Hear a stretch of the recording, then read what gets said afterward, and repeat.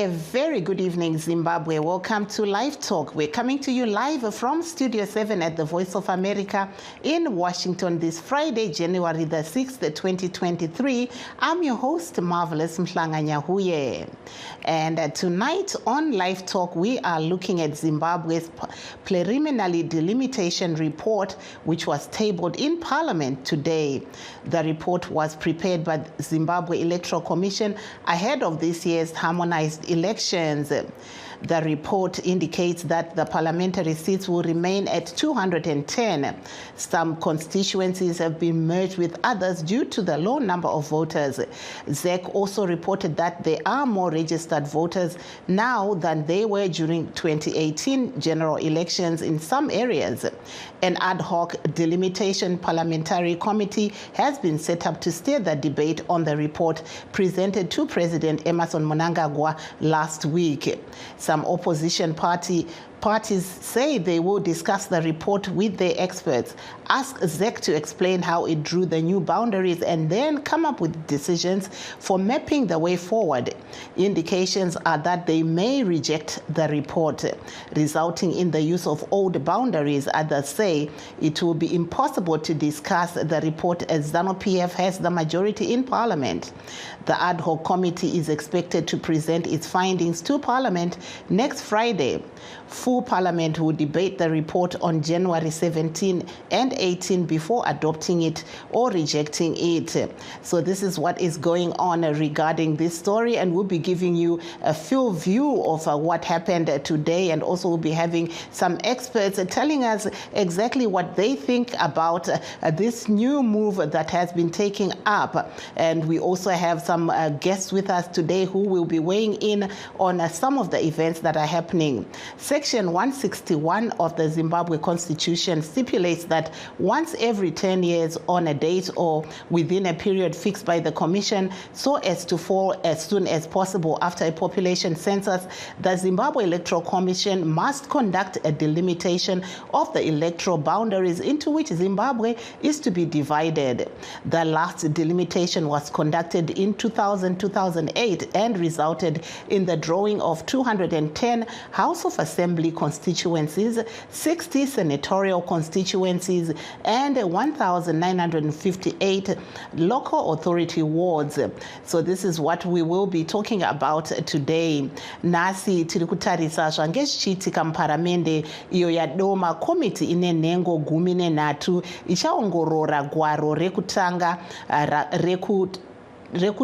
rekugurwa kwematunhu achakwikwidza musarudzo dzegore rino kana kuti preliminary delimitation report. Komiti iyi iri kutungamirwa nevakakokerwa nenhengo dzeZANU-PF muparamende vaPupurai Togarepi, uye inonzi ine nhengo dzeZANU-PF dzakawanda. Gwaro iri richaturwa muparamende musi wa8 Ndira uye rozozewa neparamende musi wa17 nemusi wa18 Ndira. Imwe nhengo yeparliamentary committee yekufambiswa kweurongwa hwekuongorora gwaro iri vaDexter Nduna vanotaura pamusoro pebasa riri pamberi pavo naGodwin Mangunja weStudio 7.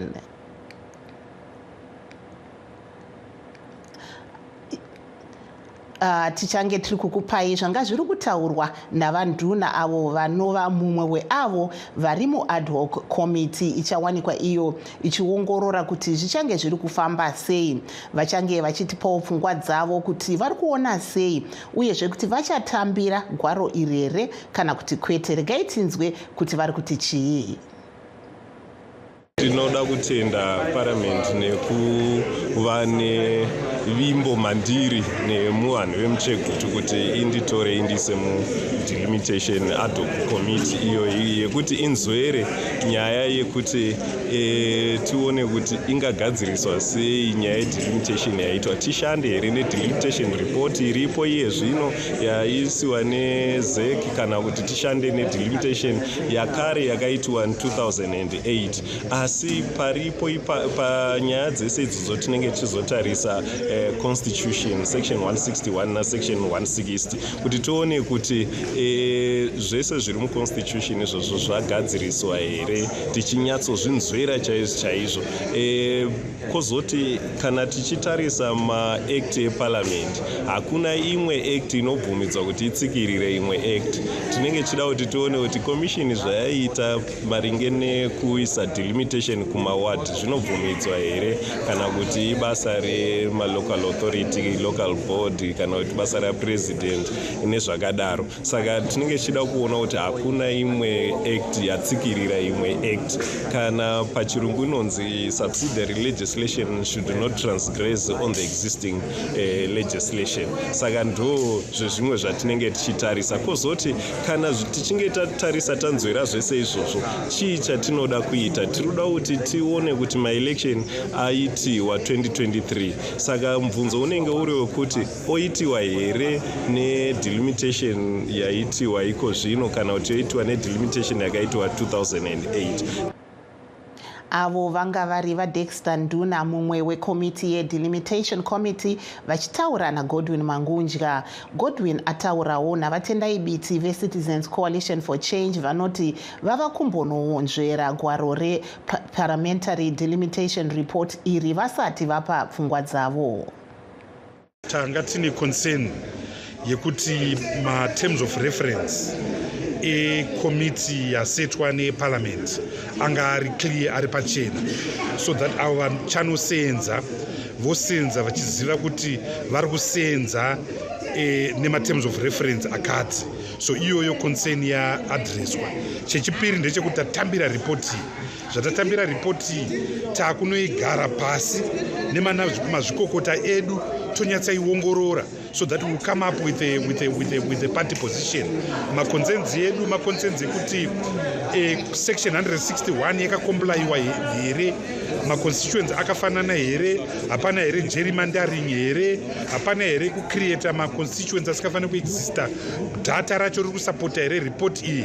But maanswers iwa tichawana taita analysis yereport iyi. Saka tichaita party position, taongorora nyanzvi dzedu dzaongorora report. Kuti kati iyo composition yekomiti yeparamende iri kutungamira basa iri maionawo sei? Hatina kunyanyofara because taona vanhu vezano vakawandisa, but for us now nepatasvika zvinhu zvine zvedata. Inini kana makanditarisa ndiri munhu mutema ndakashata, so even mukaisa vanhu 2 million vezanu PF, they can't call me a white person because this is a data driven process. So we're going to look at the data, and the data will answer the questions that are posed by section 161 of the constitution. Pane matanho amunokwanisa kutora here kuramba ripoti kana mukange musina kufara nezviri muripoti? Hatitoda kusvika ikoko.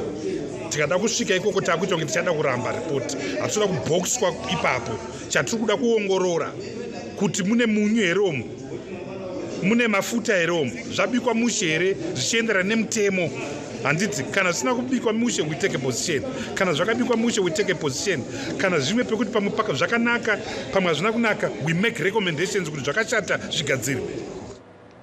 Vatendai biti vakafanobata chigaro chemutevedzeri wemutungamiri webato reCitizens Coalition for Change vachitaura naGodwin Mangunja weStudio 7. Now let's take a short break and we'll be right back after this. Ngesikhathi senguquko kungacaci kahle okwenzakala emhlabeni, esikuzwayo kungayisikho esikubonayo.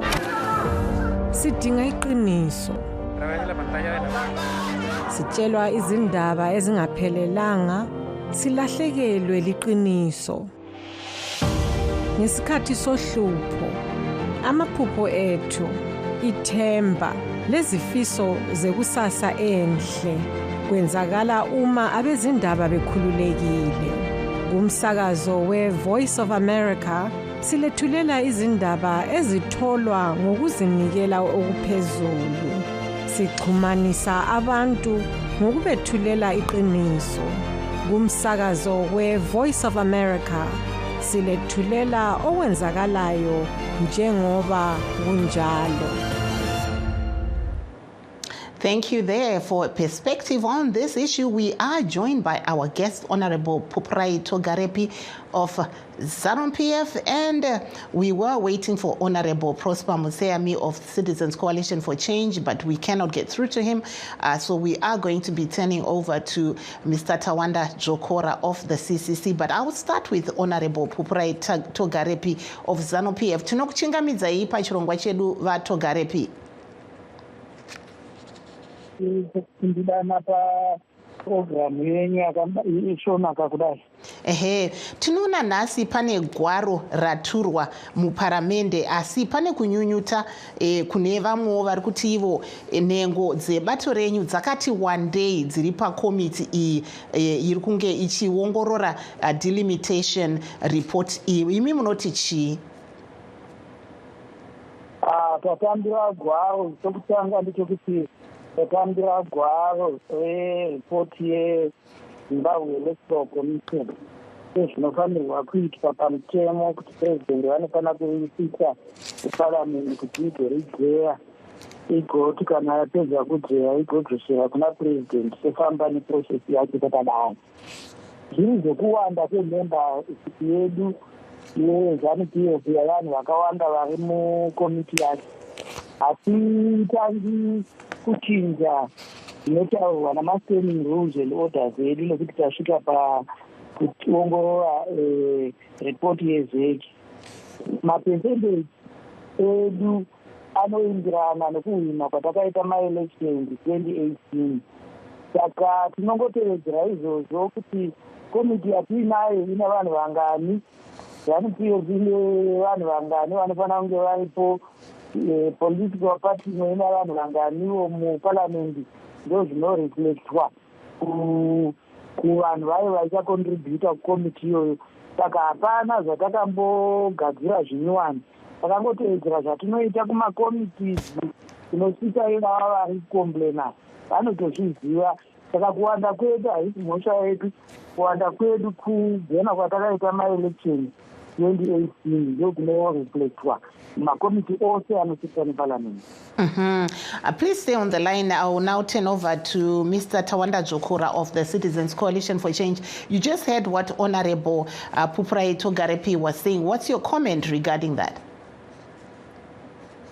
And with regards to the delimitation report that has been, that is now out, as you know, it's a highly technical document, and our members of parliament and our technical team are looking at it, and there will be an official comment. So whatever I'm going to discuss here is not official. It's something that I'm taking from what I've read on a personal level on the report, and also what I've been seeing where Zimbabweans have been having this discussion. As you know, from the previous delimitation and from what is happening now, from what you have been hearing people talking on social media, ZANU-PF always takes advantage of the delimitation process to try and have an advantage in an election, and also to disadvantage other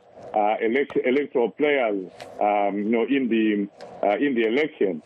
For example, everyone is complaining that ZANU-PF did not, or ZEC did not consult, extensively as it should do, and there was no education in terms of making, people aware of what they're supposed to do, and most importantly, the issue of the numbers, which comes to consultation and transparency on the whole process.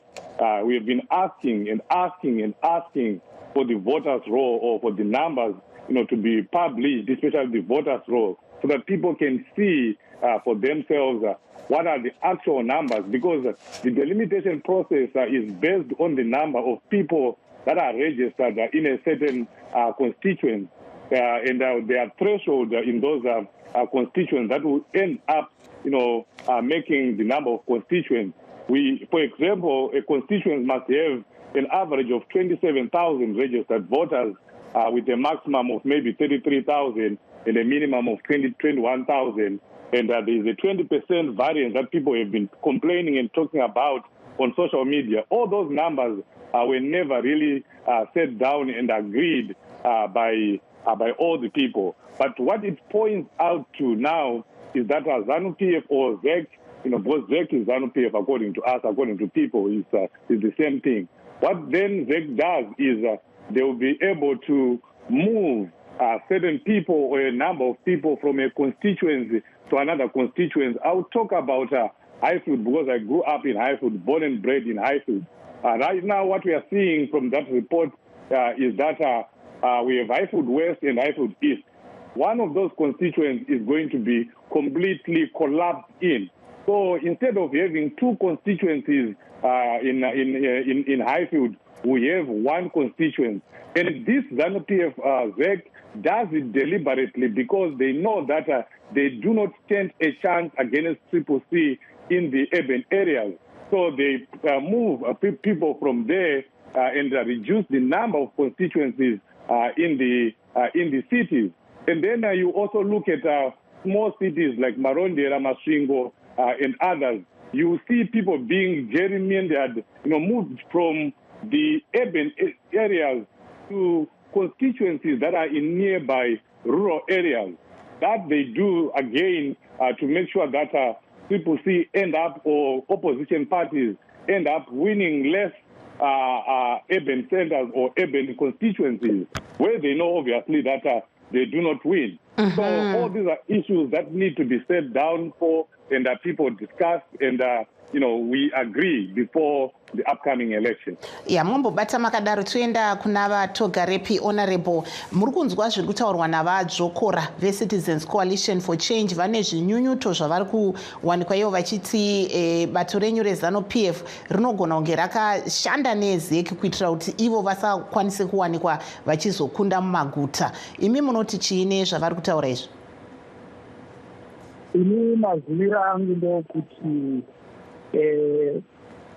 ZEC sezvinoreva mutemo yakataura nevanhu vose kana kuti it consulted all the stakeholders, including ZANU-PF, including CCC, including all other political parties.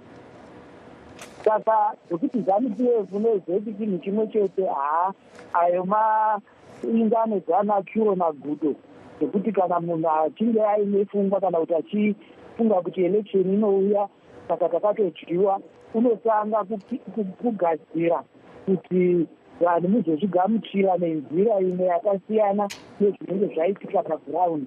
Saka ipo handidi kukuenda. Isi seZANU-PF tinofunga kuti ripoti yaitwa patebhuru nhasi kuparliament tichaiverenga tigoiongorora tigotaura kana paine zvatinofunga kuti zvinoda kugadziriswa zvigogadziriswa, nekuti iyi preliminary report. Saka tichaiongorora, hatingagoni kuti yakanakirei. Pane zvakaitwa zviri mutemo sezvinotaurwa ne161 section 161 here yakazvitevedzera zvose here. Kana taiongorora tinokwanisa kutaurawo kunaka kweripoti yacho kana kuti patinofunga kuti pagadziriswe. Iyi iripoti yauya kwatiri zvatingati muchirungu subject to correction way because it's a preliminary report. Saka zvokutanga tatendekana kuti ndiani wakakonzera kudai, ichi kuziva kwedu kweconstitution yedu independent yeZEC is unquestionable. To us, to any other political player, are serious in politics in Zimbabwe. Saka zvokugadzira kuti kana zvazvo maelections auya tikadyiwa sezvoti ningi wakati ZEC haivhoti, vanovhota vanhu vatinotaurirana navo kumusha uku pavanenge vachinda kundokambena nechiti chingavo. Saka nyaya yeripoti pari zvino tingazvineta, regai tiongorore sevamwe vose vachaongorora, angava macivil society, ingava isu samaparliamentarians, public document. Vanhu ngavatarire ripoti tigozotaura pamusoro payo, tava noruzivo rwezviri muripoti. When Okay, thank you so much. Regaitende kuna vadzvokora manzwa honorable Togarepi vari kuti zvimwe zvamuri kutaura aiwa ndezvemugodzi matsuro uyezve muri kuedza kuti muzoti kana zvinhu zvisina kufamba zvakanaka muzoti pakadai pari zvino vari kuti ngatimbotarisai gwaro iri tozozeya pamberi. Imi munoti chii? Aiwa, muri kuzviona kuti vaTogarepi vari kuhwanda nemunwe. Hapana chavatombotaura, vangotaura politics. Ma-issues chaiwo andaraiza ese, hapana kana imwe yavada kuswedera padhuze nayo. Nyaya yevoters law, vanozviziva kuti ZEC inonyima vanhu voters law. Ikodzero yevanhu, ikodzero yemwana wese weZimbabwe, ikodzero yemapato anenge achiita take part muelection kuti anga achipiwa voters law paine nguva voriona riri editable, kwete kuti unongopiwa chidocument chakangonzwai tongonzi chiutionai. Haitopi vanhu and havana kutaura nezvazvo. Nyaya yatataura yekuti vari kuenda kumataundi, kumaruva vachibvisa vanhu ikoko, zvinove zvitori against mutemo wenyika. Vanhu vanofanira kuvhota vari pamwe chete. Pane ma-issues to do with communities and ethnicity, that vanhu verudzi rumwe chete vanofanira kunge vachinovhota vari pamwe chete.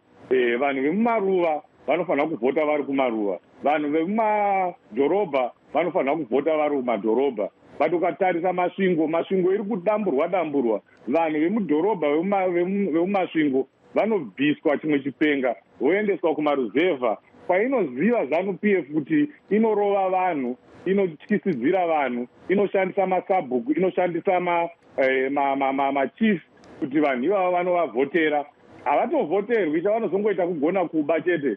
Zvavanotaura zvekuti zvinotaurwa nevanhu kuti ZANU-PF inowina kumaruzevha, haitowini chero kumaruzevha kwacho. Vanongoshandisa masabhuku, vanongoshandisa machief nevanhu variko. Saka ndozvavari kuita izvozvo, votora vanhu vari mutaundi vovaisa kumaruzevha. Mutaundi muya mavanoziva kuti vachamisa vanovazvambaradza seri neseri, vanobva vasiya muine maconstituents mashoma, vanhu voiswa uko maconstituents owandira kumaruzevha pavanoziva kuti vanokwanisa kuba. Havana kutaura nezvazvo izvozvo, ngavapindure ipapo.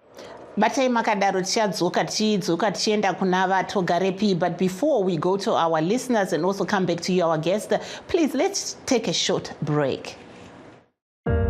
Munguva yekushanduka kwezvinhu apo nyika inenge isingaratidze chiedza, zvatinonzwa zvisingaenderani nezvatinoona, tinotsvaga chokwadi.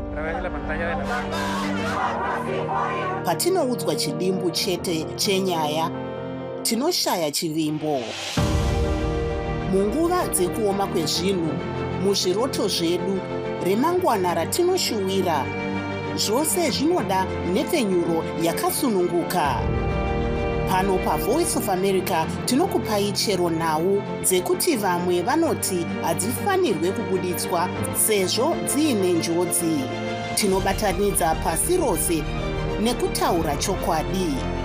PaVoice of America tinokupai zvizere pane zvinenge zvichiitika.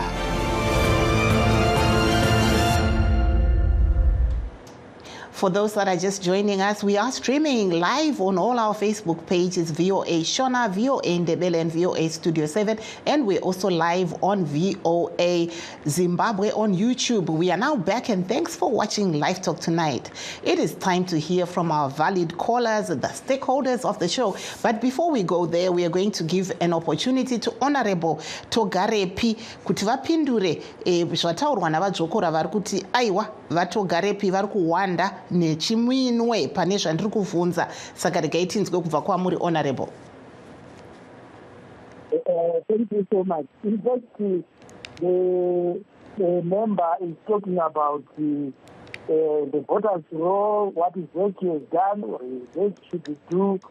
After going through the report, the member has got members of parliament who are part of this ad hoc committee who are going to debate the report on the 17th and 18th of this month. These are the issues they can raise with ZEC. They can raise in the report that Parliament is going to prepare and send the judge and present the President for onward processing. It is not the duty of ZANU-PF.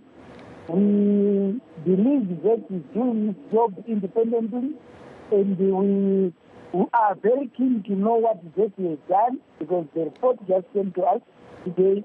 So we don't want to be blamed or to be here to answer for that. It's not my business. It's not the business of my political party. Which area they dominate, and we only have the historical part 2018 election results. We beat them, including Chamisa wacho anotaura takatomudya kumba kwake pachiwara takamudya ichu ezanupira vamunangagwa vakamudya ikoko. Saka iri nyaya yekuti ndiani unowina ndiani unesapoti yavanhu, izvo zvinozikamwa nokuti tinotova neevidence nokuti takambopondesana nesame people ivava vakachinja zvavo mazita into many names, but kwatiri ndio vamwe chete takavadzvambaradza chaizvo. Saka ngatisaenda ikoko. Nyaya yatiinayo pano inyaya yokuti toita sei ripoti yauya ngatiiongorore, ivo vaione namaonero avo vagoheiza maissues avo, isu tigoiona namaonero edu tigoiheiza. Tapedza tichaita report tigoenda kuparliament. Mamembers ako ariko ari 19, they will debate the same report. We will debate the same report. The other political parties, independent wetu vamuniswa, will debate this report.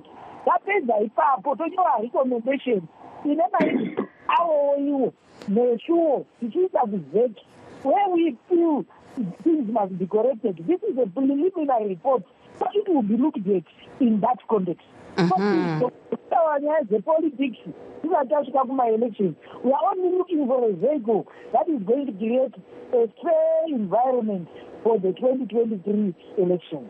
Thank you so much, Honorable Pupraito Garepi of ZANU-PF.